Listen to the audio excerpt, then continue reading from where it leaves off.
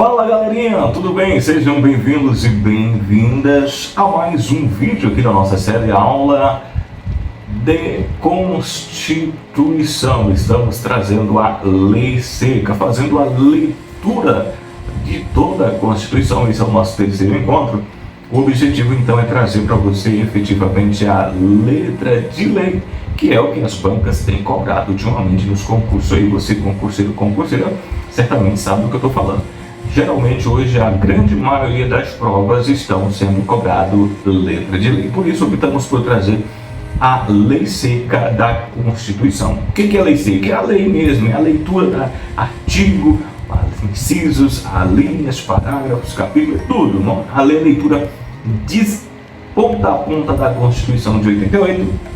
Claro, a versão atualizadíssima, agora 2025, estamos gravando esse vídeo. E aí a gente vai estar dando aquelas pontuadas em alguns pontos que a gente entende que pode ser objeto de questão, tá bom? Que pode ser importante, que pode cair na sua questão, esclarecer algum ponto que de repente pode não estar muito claro. Beleza? Então vamos lá, vamos aqui para o nosso PDF, abrimos aqui Direitos Fundamentais, seguindo com a leitura do Direito Fundamentais da Constituição, estamos no capítulo 2, a respeito dos direitos sociais. Para muita gente não entende muito bem, isso aqui ó, é parte da lei que foi revogada, tá?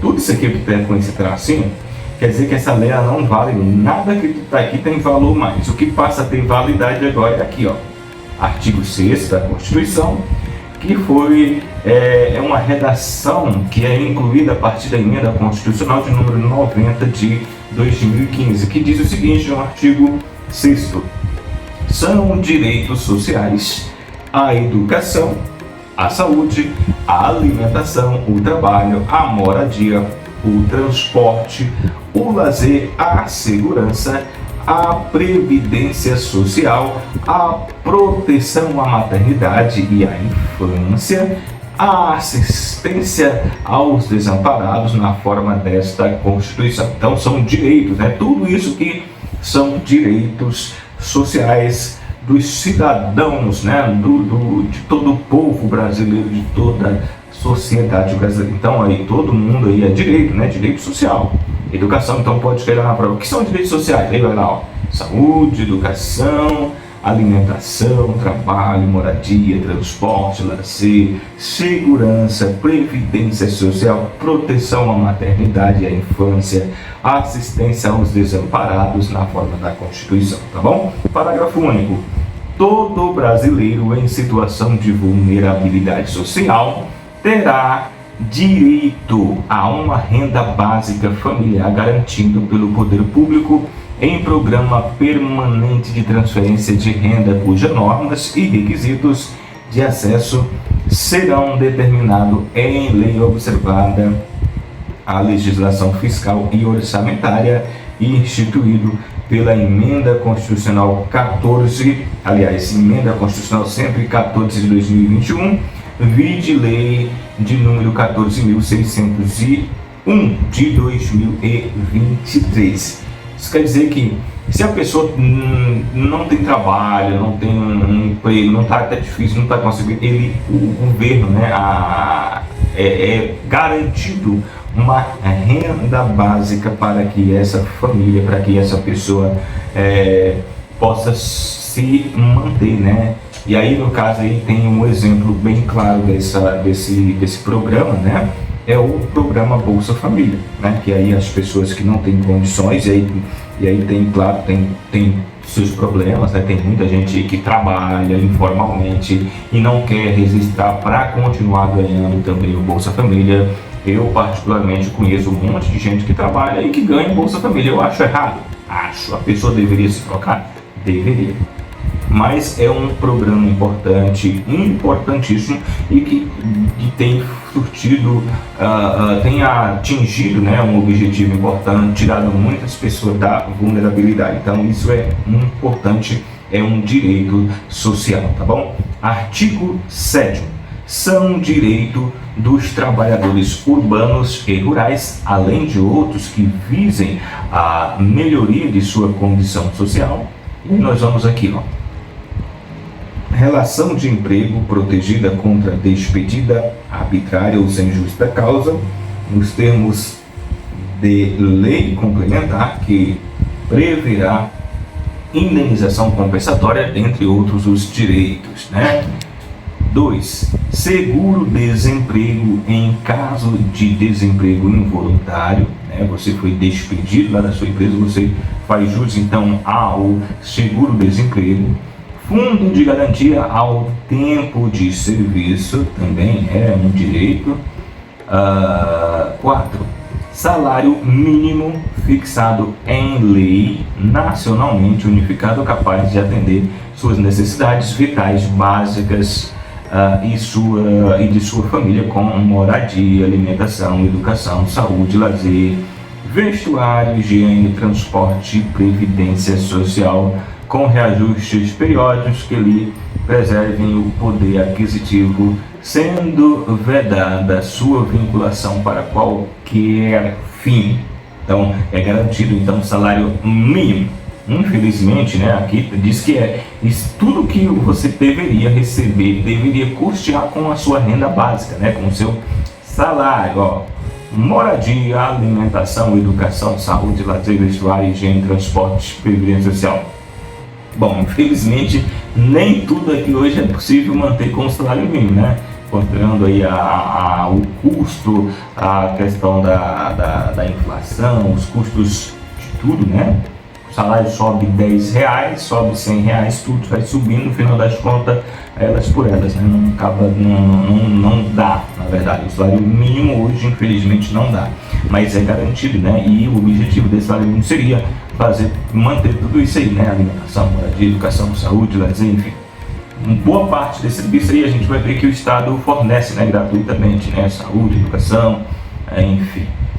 Piso salarial proporcional à extensão e à complexidade do trabalho. Então, ou seja, se você trabalha com uma categoria, essa categoria tem um piso de acordo com a complexidade do trabalho. Irredutibilidade de salário, né? Salvo o disposto em convenção de acordo coletivo, ou seja, se você é contratado com uma empresa para receber, hipoteticamente aqui, salário de R$2.000, a empresa não pode, tipo, hoje chegou aqui, olha, eu não posso pagar mais R$2.000 para você, vou ter que diminuir o seu salário. Isso não pode, tá? Irredutibilidade não é possível fazer essa, a não ser que esteja em um acordo coletivo, você faz parte de um sindicato ou uma associação, e em acordo essa associação decidiu que pode fazer a redução salarial. Nesse caso, sim, caso contrário, não pode, tá? Garantia de salário nunca inferior ao mínimo para os que percebem remuneração variável, ou seja, você de repente não tem um salário fixo lá na sua empresa, né? Eu, por exemplo, conheço pessoal aqui na minha cidade, o comércio eles não tem um salário fixo, né? O pessoal geralmente trabalha, quem vende loja, aqui eles ganham comissão. O que acontece? Muitas das vezes a comissão talvez não dá para fazer o salário, só a comissão não daria o salário. O que eles fazem? Quando a venda do vendedor, do funcionário não atinge, né, o salário mínimo, eles completam, né, e você não pode receber menos do que o mínimo, né? Então eles pagam, então aí eles completam para que fique o mínimo, né?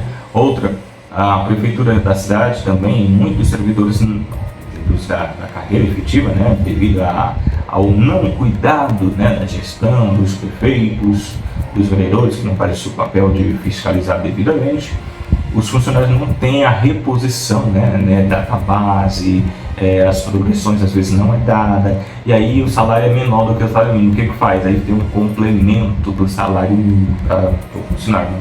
Isso é incrivelmente no século que estamos, né, em 2025, isso acontece aqui no nosso querido Tocantins, e eu acredito que em boa parte do Brasil também. Bom, 13º salário com base na remuneração integral, né, ou no valor da aposentadoria, também é um direito adquirido que o cidadão tem, né? Remuneração do trabalho noturno superior ao diurno, né? Ou seja, se você trabalha a partir de 10 horas da noite, você tem acrescido, tem a redução da carga horária e um acréscimo, né? Proteção do salário na forma da lei, constituindo crime, né? Sua retenção dolosa. Que mais? Participação nos lucros ou resultados desvinculado da remuneração e excepcionalmente participação na gestão da empresa conforme definido em lei. Ou seja, seria o céu, né? Isso aqui também seria a participação dos lucros, é um direito, né? A participação dos lucros, e aí desde que esteja na gestão e uma legislação que especifique isso lá na sua empresa, tá bom? Você teria direito à participação dos lucros, né? Salário família pago em razão do dependente, do trabalhador de baixa renda, nos termos da lei. Isso vide a emenda constitucional 20 de 1998, então desde então é acrescido ao salário, né? Da renda básica, um salário família paga em razão do dependente de menor, né? Acho que menor até 14 anos, se fosse o funcionário público ou funcionário da iniciativa privada que recebe um salário, acho que é um salário, não sei, 2 salários mínimos, acho que é até 2 salários mínimos, ele faz jus então a esse salário família, tá bom? Duração de trabalho normal não superior a 8 horas diárias e a 44 horas semanais, facultada a compensação, né, de horas e a redução de jornada mediante acordo coletivo do trabalho. Então você pode trabalhar até menos. Isso aqui é desde decreto 5.452 de 1943, isso já existe, né? Então desde lá existe então essa regra, né, da carga horária de 8 horas ou 44 semanais, tá bom? Jornada de 6 horas para trabalho realizado em turnos interruptos, revezamento, salvo negociação coletiva. Ou seja, se você faz uma jornada de 6 horas ininterrupta, né, sem intervalos, você tem direito a ficar trabalhando só 6 horas. 6 horas, e aí, se houver um acordo coletivo do seu sindicato, da associação, aí você pode de repente estender, né, de acordo com um acordo, né, mas no geral a regra é 6 horas. Repouso semanal remunerado preferencialmente aos domingos, tá bom? Lamentavelmente a galera do shopping, mercado, as drogarias, farmácias aí, é meio complicado esse aqui, mas aqui a Constituição diz, né, é um direito, né, que todos tenhamos aí um repouso, uma folga na semana, e que preferencialmente essas folgas aconteçam no domingo, né? Domingo é onde todo mundo está em casa, está reunido. Remuneração do serviço extraordinário superior, no mínimo em 50% do normal. Então, se você vai fazer um serviço extra, uma hora extra, ele tem que pagar para você no mínimo, vamos imaginar que a hora é R$10, ele tem que pagar no mínimo a hora 10 mais 5, ou seja, ele teria que te pagar 25 por essa hora, né? No mínimo 50% a mais, né, da hora normal. Então seria uma outra, se você fez uma hora, que normalmente é uma hora de 10, tem que ter um acréscimo de 50%, na pior das hipóteses seria 15 horas essa hora extra, né? Isso aqui também vide lá o decreto de 5.000, né? De 5.452 no artigo 59, parágrafo 1º, lá na lei de 1943. Gozo de férias anuais remunerada com pelo menos um terço a mais do salário normal. Então você tem as férias com um acréscimo aí de um terço de férias, mais licença gestante sem prejuízo do emprego e salário com duração de 120 dias, né? É o que está aqui na Constituição.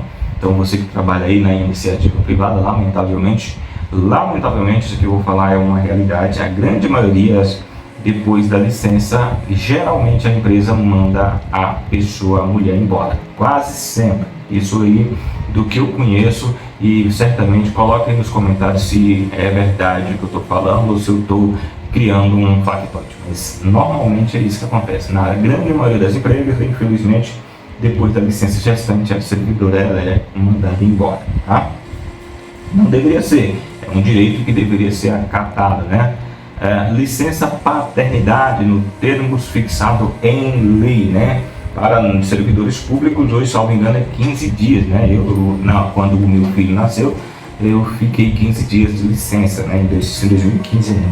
Então aqui, né, eu sou servidor público e o servidor público tem na legislação, né, no regime jurídico dos servidores, o prazo de 15 dias, salvo engano, né, que é o período da licença paternidade. Proteção do mercado de trabalho à mulher, mediante incentivos específicos nos termos em lei, aviso prévio proporcional ao tempo de serviço, sendo no mínimo 30 dias nos termos da lei, geralmente só 30 dias, né? Só dão 30 dias. Redução dos riscos inerentes ao trabalho por meio de normas de saúde, higiene e segurança. Adicional de remuneração para atividades penosas, insalubres ou perigosas na forma da lei. Aí cada legislação vai dizer, né, qual é o percentual que vai, né? Lá no meu trabalho, por exemplo, a insalubridade, se eu não me engano, é 30%, né? Aí tem as atividades perigosas, 40%, então vai aí, a soma aí do salário mais o adicional, a remuneração dessas atividades aí extra. Por exemplo, se você trabalha em um lugar que é insalubre, você tem um acréscimo, que é um serviço perigoso, tem um percentual lá, né? Direito à aposentadoria. Assistência gratuita aos filhos e dependentes desde nascimento até 5 anos de idade em creches e pré-escolas, né? Isso aqui é incluído pela emenda constitucional 53 de 2006. Então, é garantida então a assistência, né, nas escolas, no caso as creches geralmente nos municípios, né, oferece então esse atendimento, né, para as mães que têm a filha até 5 anos em creches, né, ou pré-escolas. Recolhimento das convenções e acordos coletivos, proteção em fase de automação na forma da lei, seguro contra acidentes no trabalho, a acordo do empregador sem excluir a indenização a que este está obrigado quando incorrer em dolo ou culpa, no caso aí da empresa, né? E esse aqui nós temos, observe que esse aqui foi revogado, e nós temos ele aqui, ó, esse artigo 29 aqui, ele traz o seguinte, ó, a ação quanto aos créditos resultantes da relação de trabalho com prazo prescricional de 5 anos para o trabalhador urbano e rural até o limite de 2 anos após a extinção do contrato de trabalho, redação dada pela emenda constitucional 28 de 2000. E aí nós temos as alíneas que foram revogadas, né? A linha A e B, revogada pela emenda constitucional 28 de 2020. 30. Inciso 30. Proibição de diferença de salário, de exercício de funções e de crédito de admissão por motivo de sexo, idade, cor, estado civil, né? Então, ou seja, não deve haver essa distinção, né? essa diferença, é proibido. Então, se a pessoa está ali, trabalha no mesmo trabalho, faz a mesma tarefa, ele faz jus, né, ao salário igual, né? Não pode o homem, por ser homem, receber um salário a mais porque de uma mulher. Não pode uma pessoa, porque é branca, receber mais do que uma pessoa que é negra, né? O marido não pode receber de repente mais que a mulher fazendo o mesmo trabalho, então não pode, tá? Proibido de qualquer discriminação no tocante ao salário e critério de admissão do trabalho portador de deficiência. Então, é proibido também, né, se a pessoa tem uma deficiência. Inclusive as empresas ainda têm hoje uma obrigação de ter uma quantidade de pessoas com deficiência atuando em seus estabelecimentos. 32. Proibição de distinção entre trabalho manual, técnico e intelectual ou entre profissional respectivos. 33. Proibição do trabalho noturno, perigoso ou insalubre a menor de 18 ou qualquer trabalho menor de 16 anos, salvo em condição de aprendiz a partir dos 14 anos. Então, ou seja, Trabalhos que tenham algum tipo de dano, né, noturno, que seja perigoso, insalubre, ele é proibido para menores de 18 anos, né, no caso aí, e para qualquer menor de 16 anos, em caso, a exceção de jovem aprendiz, que é a partir dos 14 anos, tá bom? Isso, fiz de redação, a emenda constitucional de número 20 de 1998. Aqui traz então essa previsão. Igualdade de direito entre trabalhador com vínculo empregatício permanente e o trabalhador avulso, ou seja, não pode ter uma diferença, né, de direito de a pessoa que, por exemplo, você tem um servidor que faz o que é contratado, que está ali com um vínculo permanente na sua empresa, e tem aqueles que fazem algum serviço que é equivalente, né? Só que esporadicamente, não pode ter uma distinção entre esse salário, entre o salário, né? Entre esses, os direitos são iguais, não pode ser diferente, tá? Parágrafo único. São assegurado à categoria dos trabalhadores domésticos o direito previsto no inciso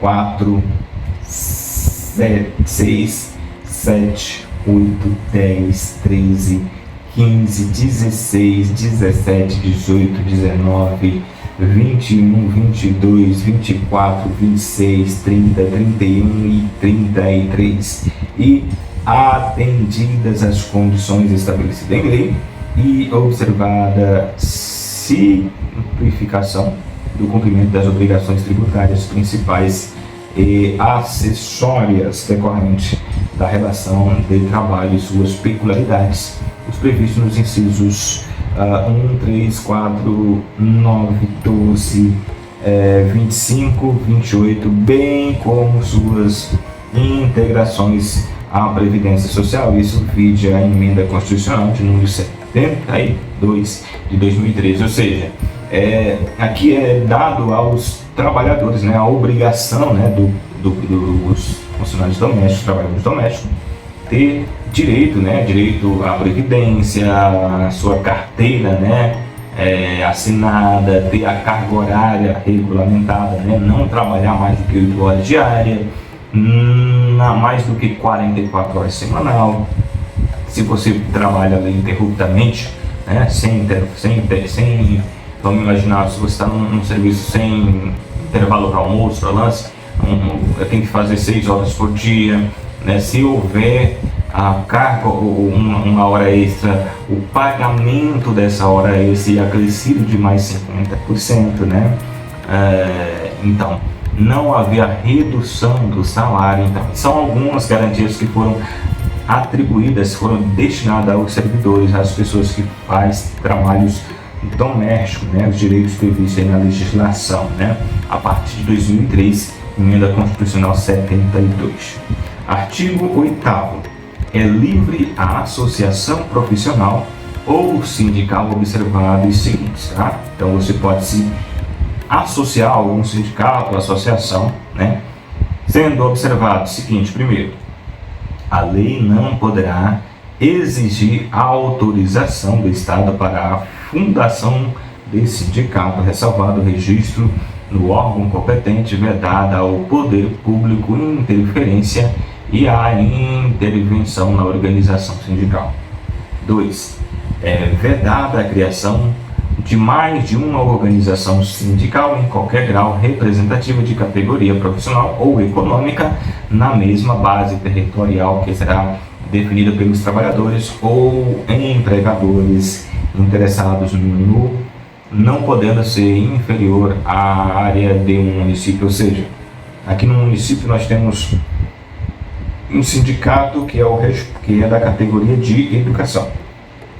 Uma vez que tem esse sindicato que representa os profissionais de educação, na cidade não pode haver um outro sindicato, não pode ser fundado um novo sindicato da educação, porque ali já tem, né? Então não pode ter 2 sindicatos ou mais na mesma área territorial, tá? 3. O sindicato cabe à defesa dos direitos e interesse coletivo ou individual da categoria, inclusive em questões judiciais ou administrativas. Então ele é o responsável por estar defendendo o interesse dos indivíduos, né, dos sindicalizados ou associados que fazem parte daquele grupo, né? Então ele em ações judiciais ou em ações administrativas também, tá? A Assembleia Geral fixará a contribuição que, em se tratando da categoria profissional, terá descontado em folha para custeio do sistema federativo e representação sindical respectiva, independente da contribuição prevista em lei. Então, uma assembleia, né, com o pessoal do sindicato, eles vão definir quanto é que é a mensalidade que todos os sindicalizados têm que fazer um repasse, né, para o sindicato que vai estar trabalhando em defesa dos seus interesses. Ninguém será obrigado a filiar ou manter-se filiado a um sindicato. Então não existe essa de que porque você faz parte de uma determinada categoria, existe um sindicato, você é obrigado a filiar. Não, você não é obrigado nem a manter, tá? Se você se filiou e falou assim, olha, não tá legal, eu vou sair, não quero mais, você pode, tá? É obrigatória a participação do sindicato nas negociações coletivas do trabalho, tá? Então, se o seu patrão quer negociar exclusivamente com você, não pode, tá? Tem que ser uma negociação com o sindicato, tá? Participaria do sindicato. O aposentado filiado tem direito à votação e ser votado nas organizações sindicais, tá? Então, se você é aposentado e é filiado a um determinado sindicato, você tem direito a votar e ser votado ali, tá? É vedada a dispensa do empregado sindicalizado a partir do registro da candidatura a cargo de direção ou representação sindical e ser eleito ainda que suplente até um ano após o final do mandato, salvo se cometer falta grave nos termos em lei. Parágrafo único. A disposição deste artigo aplica-se a organizações de sindicatos rurais ou de colônias de pescadores, atendida às condições, né, que a lei estabelecer. Artigo 9º. É assegurado o direito de greve, competindo aos trabalhadores decidir sobre a oportunidade de exercê-los e sobre o interesse de que deva, por meio dele, defender. Parágrafo 1º. A lei definirá os serviços ou atividades essenciais e disporá sobre o atendimento das necessidades inadiáveis da comunidade. Segundo, os abusos cometidos sujeitos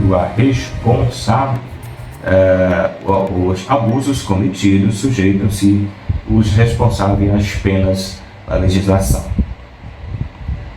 Artigo 10. É assegurado a participação dos trabalhadores e empregados nos colegiados e órgãos públicos em que seus interesses profissionais ou previdenciários sejam objetos de discussão e deliberação. Artigo 11º. Nas empresas de mais de 200 empregados, é assegurado a eleição de um representante destes com a finalidade exclusiva de promover o entendimento direto com os empregadores. Então, se a empresa tem mais de 200 funcionários, esses 200 elegem um para ser o representante, né, para estar debatendo, né, discutindo sobre os rumos aí da empresa, do trabalho, né, junto aos diretores, tá bom? Então falamos aí então, portanto, sobre um pouco a respeito, vamos voltar aqui rapidinho, né, sobre os direitos, né, direitos sociais, direitos fundamentais da Constituição de 88. Se você curtiu o nosso vídeo, não esqueça, deixa um like, compartilhe com seus amigos nas suas redes sociais. Na sequência, nós vamos trazer mais um vídeo falando sobre ainda direitos fundamentais, sobre direito à nacionalidade. Até lá.